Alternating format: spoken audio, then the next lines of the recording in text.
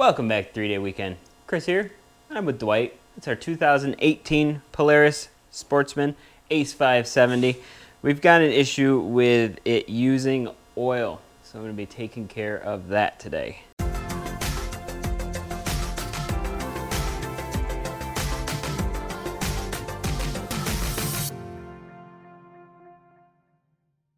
This machine has been using oil. Let me put my ice down, save that for later. It's not, well, it is burning. It's not leaking any oil. It's got a new bottom end, new piston rings and cylinder, so I know it's not coming from the bottom end. The only thing that's left are the valves. Now, this is the same machine that got swapped a year or two ago, and when I had it apart, I never did the valve stem seals, even though I should have. If you swap the machine, you should definitely do your valve stem seals. I didn't.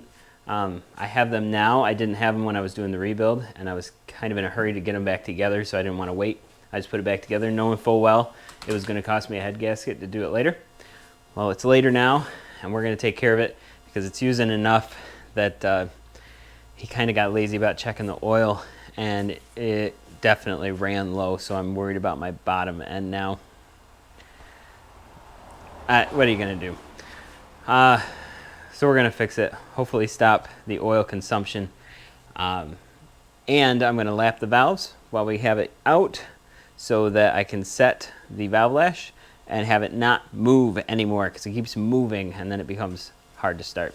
This machine has really been a pain, but it's all self-inflicted. It only has less than 250 hours on it, but it's kind of high mileage. Whoever had it before us drove it on the roads of New Hampshire. So yeah, it's got 2,881.9 miles on it, which is more miles than any of my side-by-sides here. Now to change the seals, you gotta pull the valves. In order to pull the valves, you gotta pull the springs. And in order to pull the springs, I gotta take this off because the tool that I have that lets you do it without taking it off won't reach down in far enough to grab onto the valve springs. So I have to take the head off. Maybe you've got a different version of the tool. You'd like to share it with the rest of us. Leave a comment if you do. That might be able to reach down in there and pull those springs so that you don't have to take the head off. And that would save a head gasket and dealing with oil and coolant and all that stuff. But I don't have that part. So we're going to have to go in the old-fashioned way. First up, we're going to pull its trunk off. I'm going to try to do it without taking the box off. Last time I did a rebuild, I took the whole cage off, took the box off, and it was really, really easy to get to that motor with all of that gone. But we're going to try it this way. We are after the head, which is underneath the valve cover. So I'm going to start by pulling the spark plug off and removing these 3 screws. That'll get the valve cover out of the way. And then I will probably drain the coolant next. And I forgot to mention those valve cover bolts were T40s. As long as we're right here, I'm going to pull the injectors off. Injectors. There's only one injector on this one. We're going to pull that off next. 2 8mm bolts. Hold that down.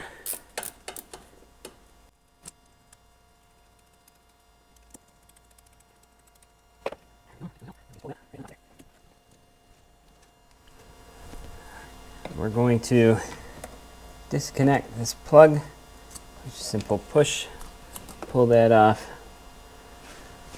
We're also going to disconnect this sensor right on the throat, which is another push and pop it off.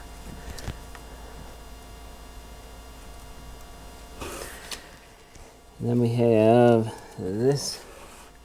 Nope, that's the same one. That fuel injector, and then we have the throttle body. We're going to disconnect that the same way. That takes care of all the wiring up top.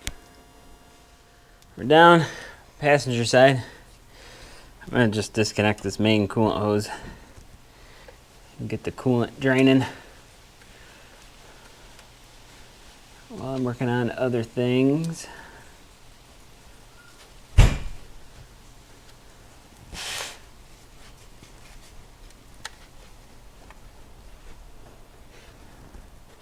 Your pan there before, because it's gonna be a gusher.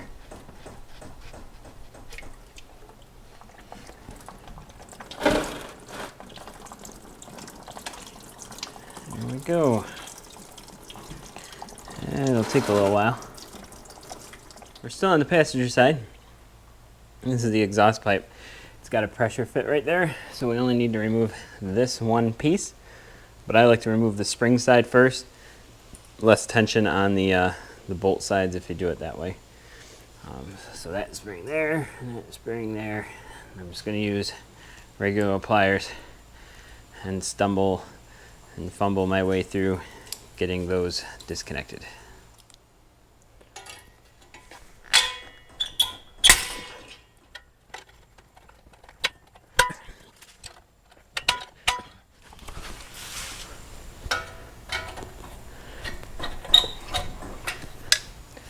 There you go.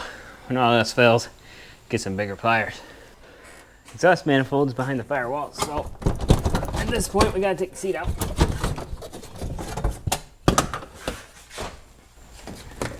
Pop this panel out. Now somebody was in here before me, so I have one bolt that's a different color. Oh, and is loose. Different color, different size, and it's a little bit loose. We'll take the other two out. Right there. Go slow. Spray it with PB Blaster.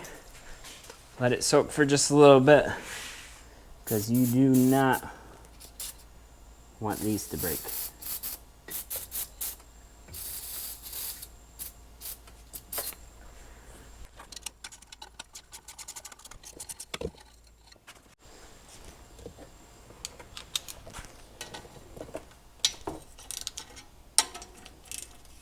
Oh, those came out nice. I would say this is the scariest part of taking it apart. Once you do that, you should be able to pull the exhaust pipe right out. Right up in here, really hard to get to. This is your coolant temperature sensor. We got to take that off. Not the sensor, just to unplug it. But it's tight. I might need two hands to get to that one. Oh, wait, I think I got her. I got it. Okay. Now we're going to remove this little clamp and that little clamp.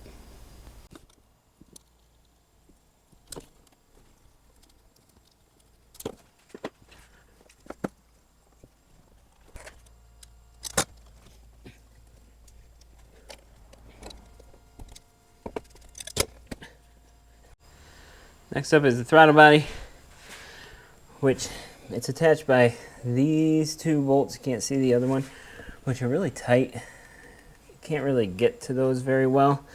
And then there's 4 bolts that hold the throttle body to the intake.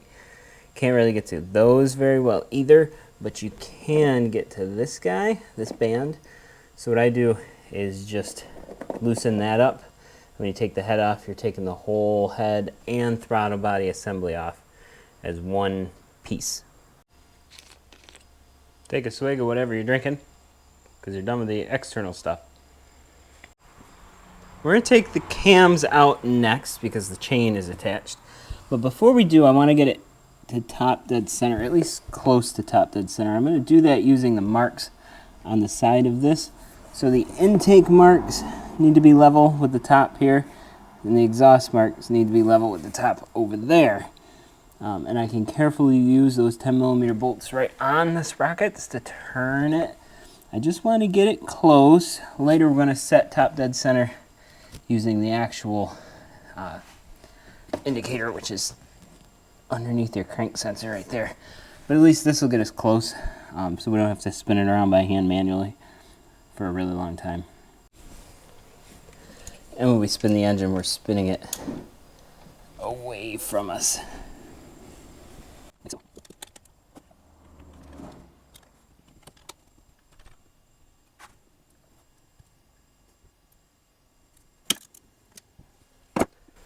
That should do it.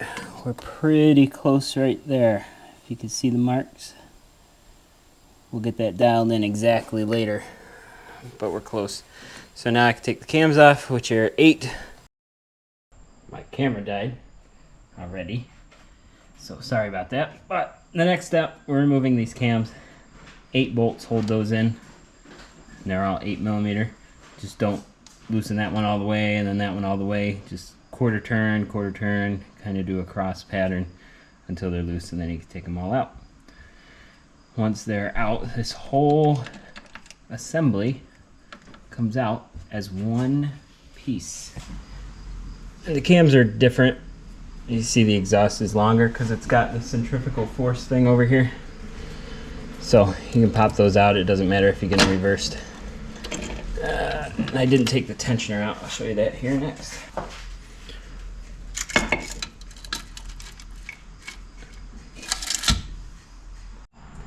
Now we're going to get that tensioner out of here, which is under here.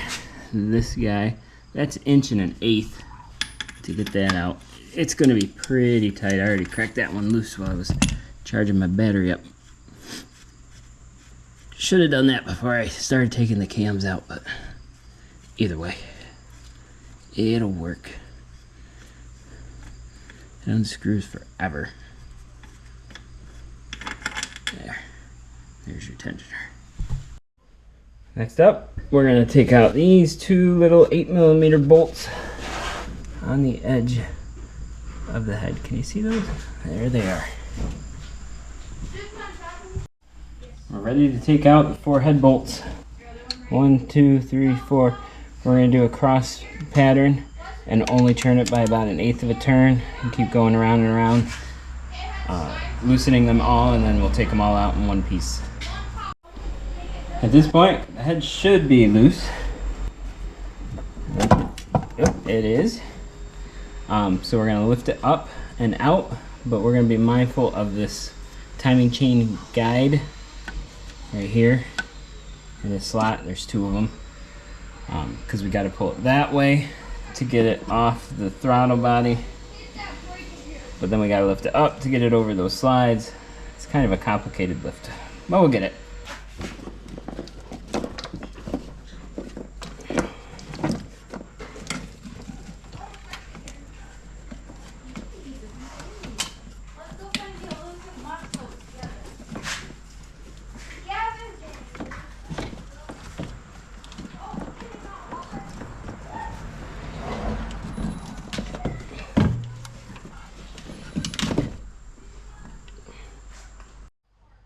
I'm gonna pull our shims out. I put little dots on them, so I know that's number 1, and it goes to number 1, 2, 3, 4. And I'm gonna put them in order back here, because you don't want to get them reversed. Even though when we're done, I am gonna set the valve lash. We're gonna put it back exactly as it came apart. And that exposes our valves. Well, the valve springs, keepers. We're going to use our valve spring compressor tool to pull those out of there. I'll set up with the first one. I'm going to compress it out and get her out of here.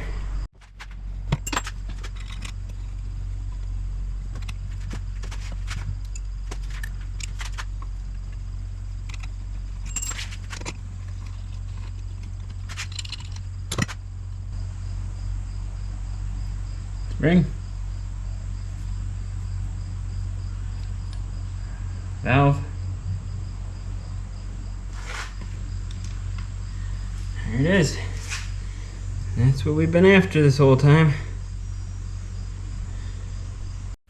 Check this out. I don't know if you can see it or not. There's some pitting in the valve stem. That's not going to be good for my seal, so I think I'm just going to order new valves. I tried to rub them out. They don't rub out, so they're down into the finish. But that right there is enough to do it. So we're going to order some new valves, because I don't want to take the head apart again. It's not that bad, but still, I just don't want to. So why risk it? I'm going to order some new valves. So we'll pick this video up as soon as I have the valves. Part 2, be sure to come back. That's going to be a reassembly of this thing, putting new valves in, new seals, and getting it running again.